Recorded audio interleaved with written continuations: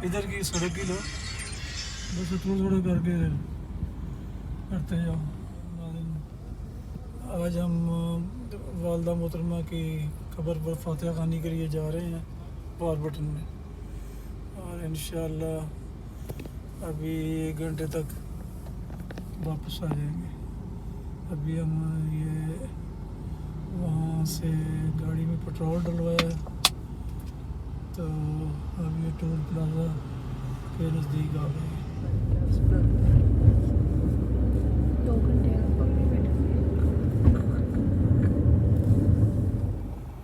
रास्ते में हम कब्र पर फूल पत्तियाँ डालने के लिए यहाँ से हम फूल पत्तियाँ ले रहे हैं।